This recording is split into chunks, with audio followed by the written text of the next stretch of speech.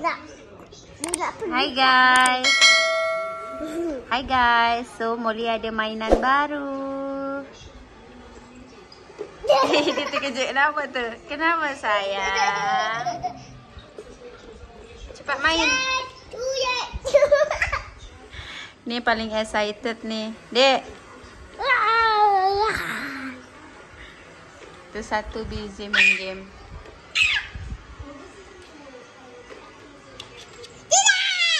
Ya Allah, suara adik.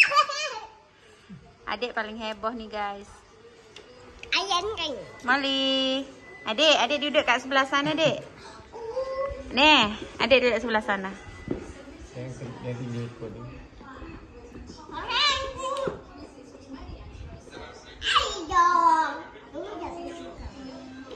Molly.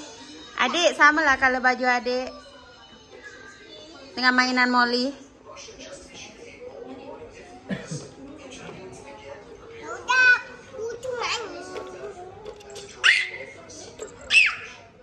Mana dia tak ada bergerak pun.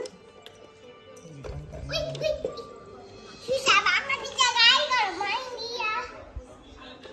Main sudah boleh goyang-goyang.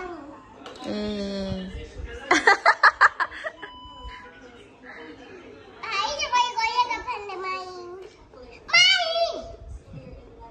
Tahu nggak? Adik duduk dekat sana, Dek. Cepat.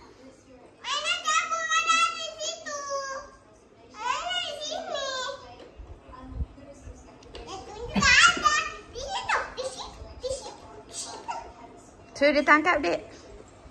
Jangan ada tangkap.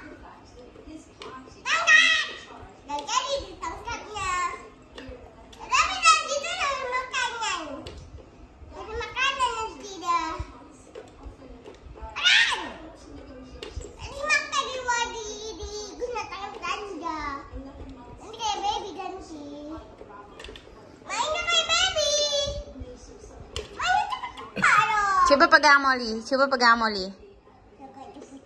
Cepat. Dia takut. Cepat, Dek. Pegang kepala Molly, Dek.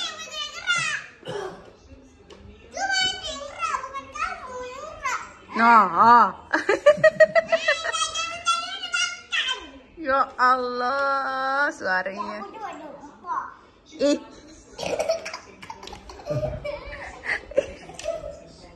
Aduh.